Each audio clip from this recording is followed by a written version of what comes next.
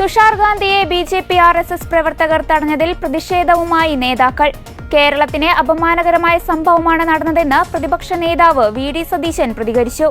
അതേസമയം ഈ ഹീനമായ നടപടിക്ക് കേരളത്തിന്റെ മതേതര മനസ്സ് മാപ്പ് നൽകില്ലെന്ന് KPCC അധ്യക്ഷനും MP-യുമായ K. സുധാകരൻ പറഞ്ഞു. ഗോഡ്സെയുടെ പ്രേതമാണ് BJP-യെയും RSS-നെയും ബാധിച്ചിരിക്കുന്നത്. ഗാന്ധിജിയെ തരം താഴ്ത്തുകയും ഗോഡ്സെയെ വാഴ്ത്തുന്ന വർഗീയ ശക്തികൾക്ക് കേരളത്തിന്റെ മതേതര മണ്ണിൽ സ്ഥാനമില്ലെന്ന് K. സുധാകരൻ കൂട്ടിച്ചേർത്തു. സംഘപരിവാർ നടപടിക്ക് നീതീകരണമില്ലെന്ന് VM സുധീരൻ പറഞ്ഞു. അതേസമയം ധിക്കാരവും മാപ്പില്ലാത്ത കുറ്റമാണിതെന്ന് CPI സംസ്ഥാന സെക്രട്ടറി ബിനോയ് വിശ്വം വിമർശിച്ചു. തുഷാർ ഗാന്ധിയെ സംഘപരിവാർ ശക്തികൾ തടഞ്ഞ സംഭവം ജനാധിപത്യ കേരളത്തിന് അപമാനകരമാണെന്ന് കോൺഗ്രസ് പ്രവർത്തക സമിതി അംഗം രമേശ് ചെന്നിത്തല പറഞ്ഞു. എതിർ ശബ്ദങ്ങളെ ഇല്ലാതാക്കുന്ന RSS BJP അജണ്ട കേരളത്തിൽ വിലപ്പോവില്ല. സംഭവം നടന്ന് മണിക്കൂറുകൾ കഴിഞ്ഞിട്ടും കുറ്റക്കാർക്കെതിരെ ചെറുവിരൽ അനക്കാത്ത പോലീസ് നടപടി അത്ഭുതപ്പെടുത്തുന്നതാണെന്നും അദ്ദേഹം പ്രതികരിച്ചു.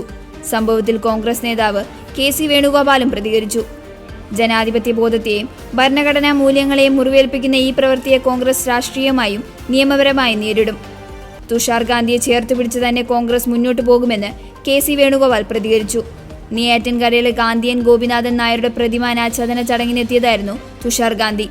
രാജ്യത്തിന്റെ ആത്മാവിന് ക്യാൻസർ ബാധിച്ചിരിക്കുന്നുവെന്നും സംഘപരിവാറാണ് ക്യാൻസർ പടർത്തുന്നതെന്നുമുള്ള തുഷാർ ഗാന്ധിയുടെ പ്രസംഗത്തിൽ പ്രതിഷേധിച്ചായിരുന്നു RSS BJP പ്രവർത്തകരുടെ പ്രതിഷേധം. നിലപാടിൽ മാറ്റമില്ലെന്ന് പറഞ്ഞ് ഗാന്ധിജിക്ക് ജയ് വിളിച്ച് തുഷാർ ഗാന്ധി മടങ്ങി.